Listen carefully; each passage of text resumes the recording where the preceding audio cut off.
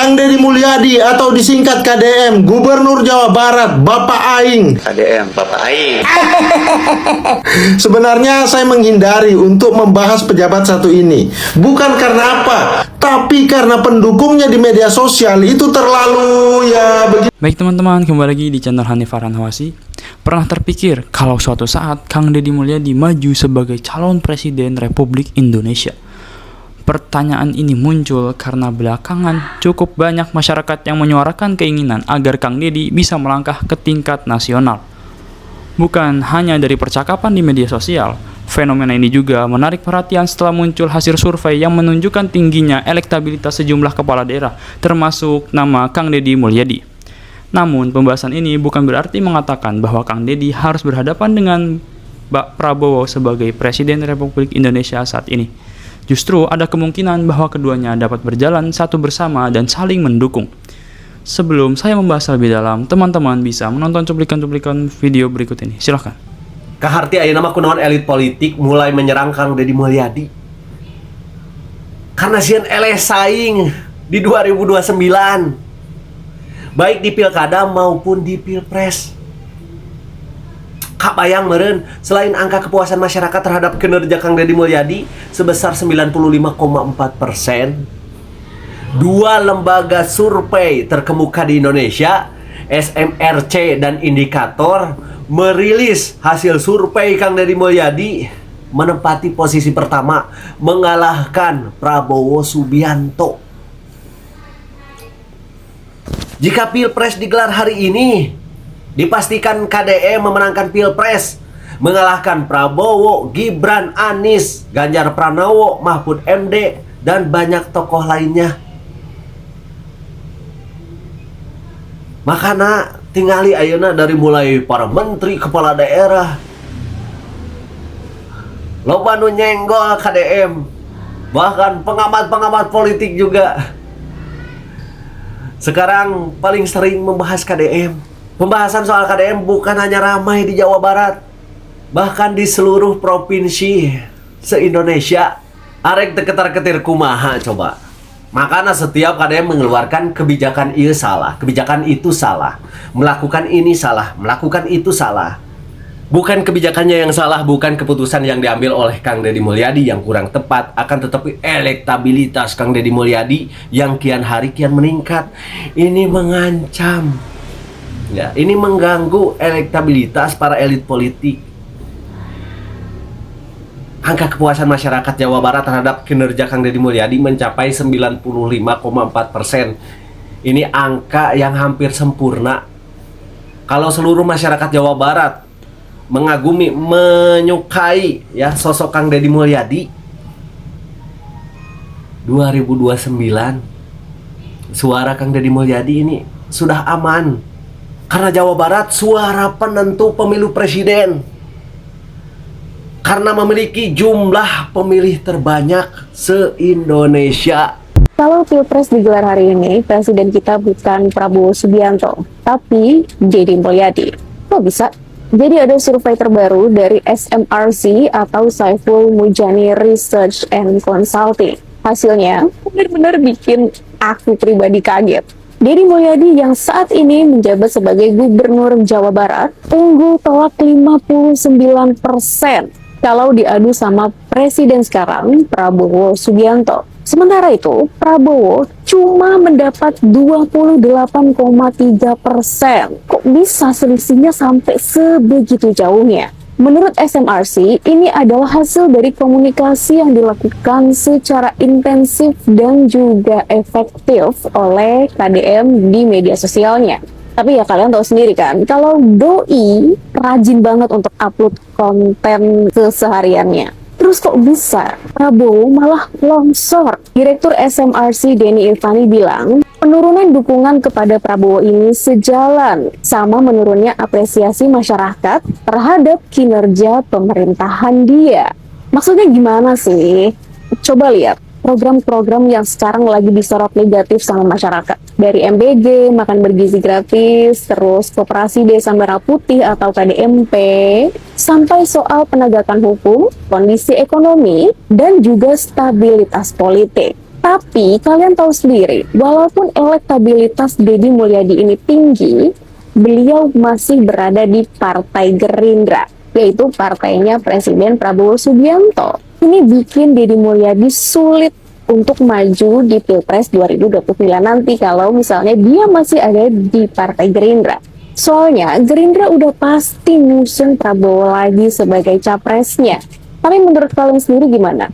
Deddy Mulyadi ini udah pantas belum sih ikut kontestasi Pilpres 2029? Apa menurut kalian benar? Dia kalau head to head sama Prabowo bisa dapetin 59%. Soalnya nih ya, sekarang kan masyarakat udah lebih melek lagi. Mereka juga nggak mau untuk memilih pemimpin yang kenceng banget di pencitraan dan juga gimmicknya seperti Joko Widodo 10 tahun lalu. Menurut kalian gimana? Apa prestasi Deddy Mulyadi sekarang di Jawa Barat? Di Jawa Barat itu dulu waktu gubernurnya Ahmad Heriawan dari PKS, indeks pembangunan manusia ketika dia awal menjabat itu Jawa Barat peringkat 16. Terakhir dia menjabat peringkat 10. Hari ini gubernur yang suka ngonten peringkat IPM Jawa Barat itu adalah 11. Jadi apa indikator keberhasilan dia? Keberhasilan dia karena dia terkenal. Ya. Kan tidak begitu. Belum lagi kalau kita lihat survei LSI, di LSI itu tingkat kepuasan warga Jawa Barat 95,4%. Yang tidak puas hanya 46%. Bohong itu nggak yakin saya. Oke, ngomongin angka berarti ngomongin data. Kita coba cek ya dari data BPS, Badan Pusat Statistik di Jawa Barat nih. Apakah benar yang dibicarakan oleh si Akang ini? Katanya IPM, indeks pembangunan manusia di Jawa Barat tuh cuma 11 angkanya. Zaman Pak Aher, awal menjabat itu 16, akhir jabatannya 10. Oke, kita cek data itu benar apa tidak. Nah, kebetulan saya baca-baca nih. Kita cek dari mulai tahun 2020 ya, sampai 2025 nanti ya. Pada tahun 2020 IPM Jawa Barat sebesar 72,61 poin, berada di posisi 18 di antara 34 provinsi di Indonesia. Pada tahun 2021 IPM Jawa Barat sebesar 72,96 poin, naik 0,35 poin atau tumbuh 0,48% dibandingkan 2020. Berada di posisi 16 di antara 34 provinsi. Pada tahun 2022 IPM Jawa Barat sebesar 73,63 poin, naik 0,67 poin atau tumbuh 0,92% dibandingkan 2021. Berada di posisi 16 di antara 34 provinsi di Indonesia. Lalu, pada tahun 2023, IPM Jawa Barat sebesar 74,24 poin, naik 0,61 poin atau tumbuh 0,83% dibandingkan 2022. Berada di posisi ke-16 di antara 38 provinsi di Indonesia. Pada tahun 2024, IPM Jawa Barat terbesar 74,92 poin, naik 0,68 poin atau tumbuh 0,92% dibandingkan 2023. Pada tahun 2025, IPM Jawa Barat sebesar 75,90 poin, naik 0,98 poin, tertinggi di Indonesia atau tumbuh 1,31% dibandingkan 2024. Ini data nih, BPS resmi nih, Badan Pusat Statistik. Ya ente ngomong dari data yang mana? Kemudian, kenaikan ditopang oleh kenaikan cukup tinggi dari dimensi kesehatan dan dimensi pendidikan. UHH naik 0,37 tahun. Ya, berada di posisi 15 di antara 38 provinsi di Indonesia. 15, Pak, bukan 11, berada di posisi ke-15 di antara 38 provinsi yang ada di Indonesia. Dari mana data inti? 11 itu dari mana? Ini BPS resmi. Udah, nggak perlu panjang lebar saya beropini. BPS loh ini. Kan ngomongin angka, ngomongin data. Data yang Anda bacakan itu dari mana? Dari siapa? Dasarnya apa? Ayo gitu loh.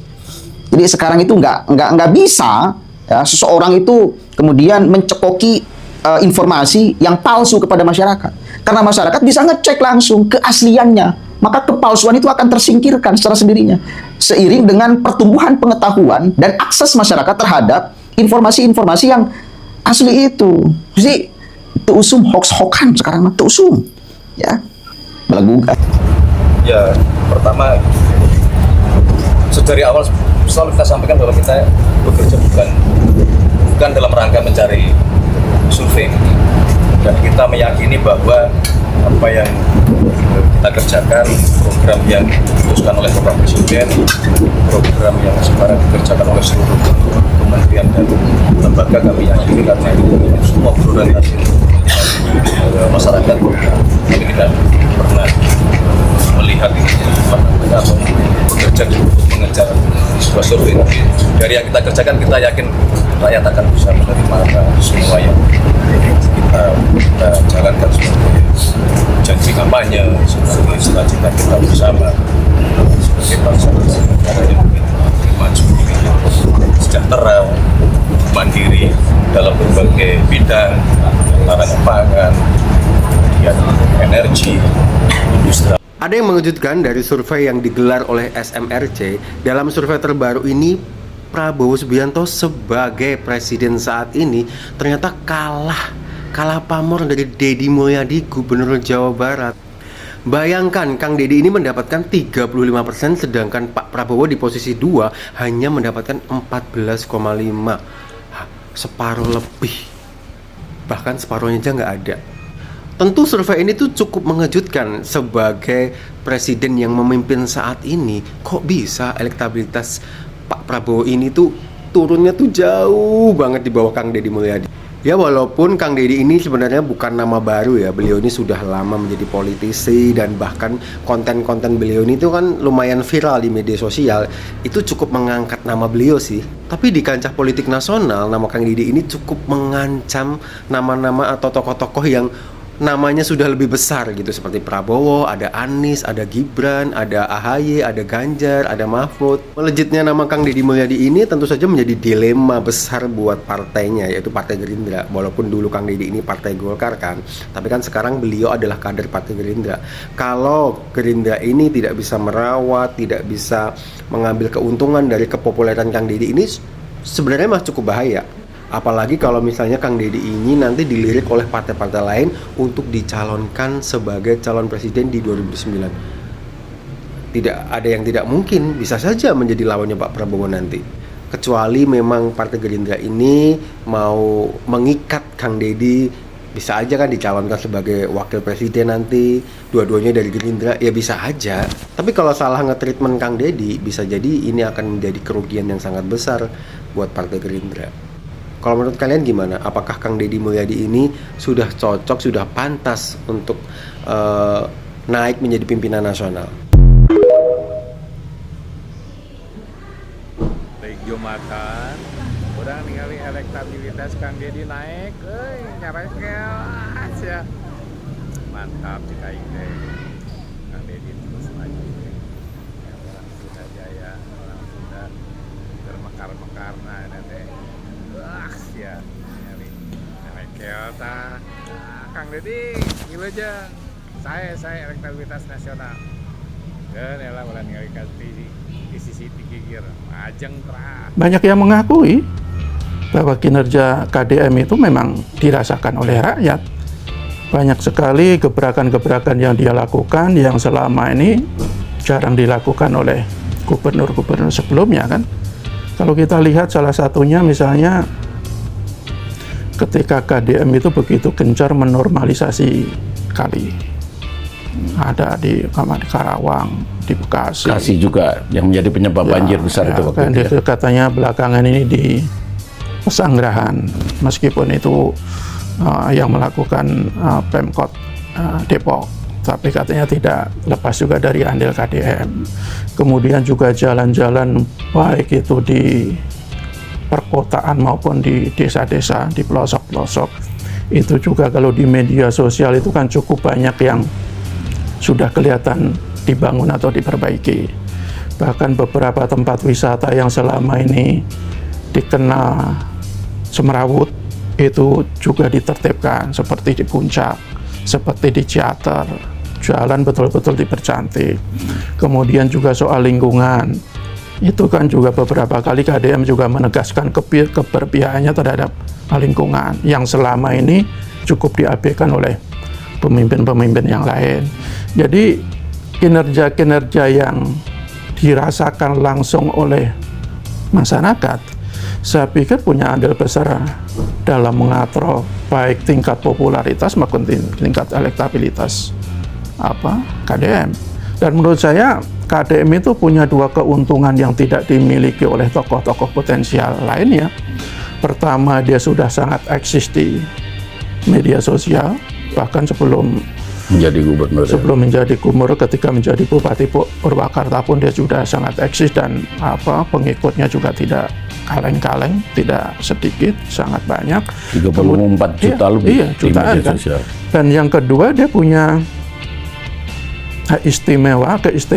Apa prestasi Deddy Mulyadi sekarang di Jawa Barat? Di Jawa Barat itu dulu waktu gubernurnya Ahmad Heriawan dari PKS, indeks pembangunan manusia ketika dia awal menjabat itu Jawa Barat peringkat 16. Terakhir dia menjabat peringkat 10. Hari ini gubernur yang suka ngonten, peringkat IPM Jawa Barat itu adalah 11. Jadi apa indikator keberhasilan dia? Keberhasilan dia karena dia terkenal.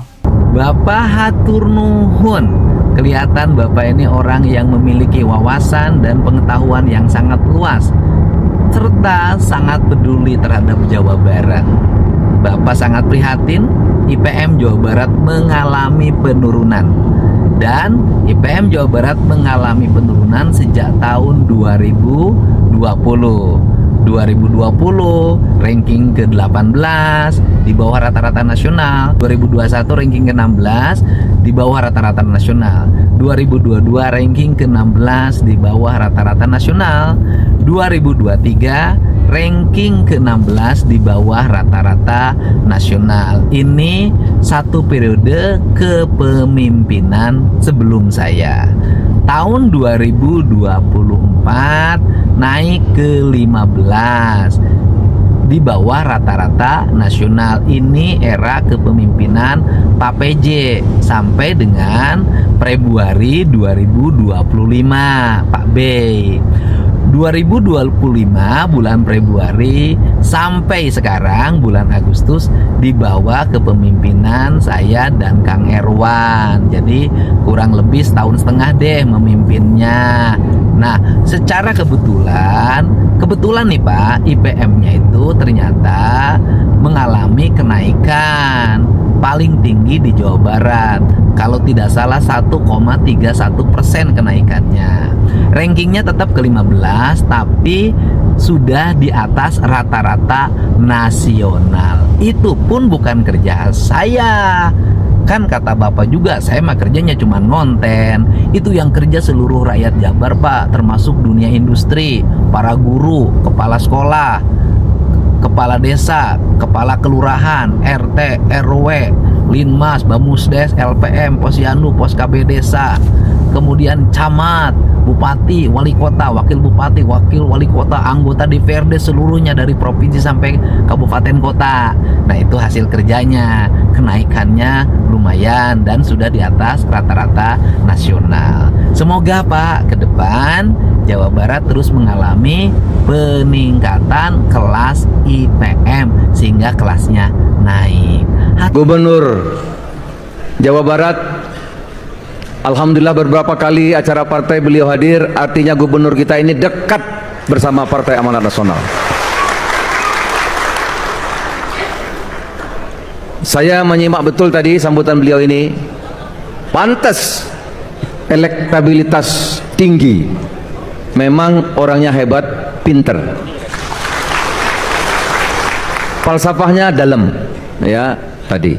Kalau saudara-saudara menyimak betul akan memahami. Saudara tahu saya baru jumpa Profesor Burhanuddin Muhtadi, tapi ini nggak boleh diumumin. Ya.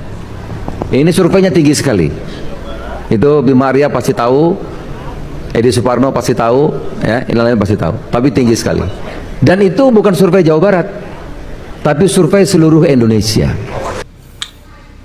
Semenjak elektabilitas Pak Deddy Mulyadi Gubernur Jawa Barat naik, tiba-tiba bermunculan piti-piti. Waduh.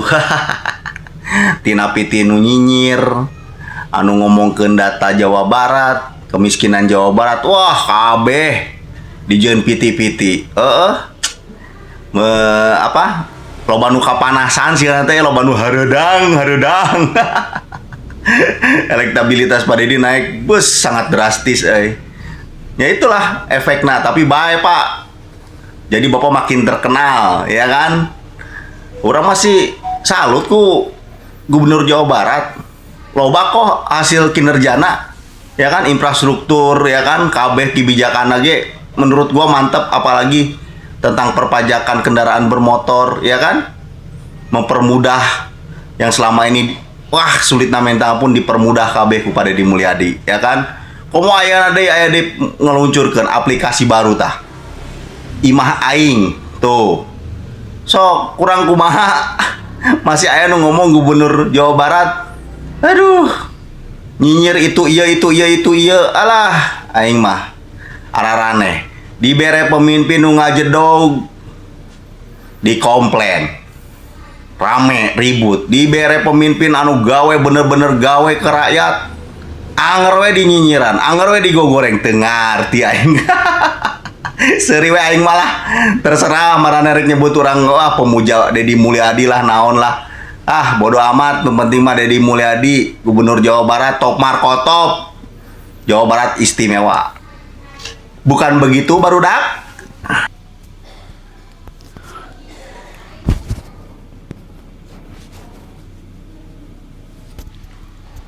Oke teman-teman, itu dia cuplikan-cuplikan video yang teman-teman sudah tonton. Teman-teman bisa interpretasi secara langsung. Di sini saya sudah membuat rangkuman untuk saya bacakan. Kalau ada yang mendukung Kang Dedi, itu merupakan hak setiap orang. Begitu juga jika ada yang memiliki pandangan berbeda atau bahkan tidak setuju dengan sosok dan kebijakannya. Dalam demokrasi, perbedaan pilihan adalah sesuatu yang wajar. Kita boleh berbeda pandangan dengan pemerintah, dengan seorang pemimpin, ataupun dengan tokoh politik manapun. Namun, perbedaan tersebut sebaiknya disampaikan melalui kritik dan argumentasi, bukan berubah menjadi kebencian, penghinaan, fitnah, atau ajakan untuk memusuhi kelompok tertentu. Kebebasan berpendapat seharusnya menjadi ruang untuk menyampaikan gagasan, bukan dijadikan alasan untuk menyebarkan kebencian. Karena itu, ketika melihat banyak masyarakat mulai menyuarakan nama Kang Dedi sebagai sosok yang dianggap layak memimpin Indonesia di masa depan, fenomena tersebut tentu menarik untuk diperhatikan. Apakah ini hanya antusiasme sesaat? Ataukah justru menjadi tanda bahwa ada perubahan dalam cara sebagian masyarakat melihat sosok Kang Dedi? Kita tentu belum bisa mengetahui bagaimana perjalanan politik ke depannya. Apakah setelah menyelesaikan masa kepemimpinannya di Jawa Barat, beliau akan kembali menyalurkan diri, naik ke panggung nasional, atau memilih ke arah lain? Semuanya masih menjadi kemungkinan. Mungkin itu saja yang dapat saya sampaikan. Jika ada salah kata, mohon dimaafkan. Wassalamualaikum warahmatullahi wabarakatuh. Yuk.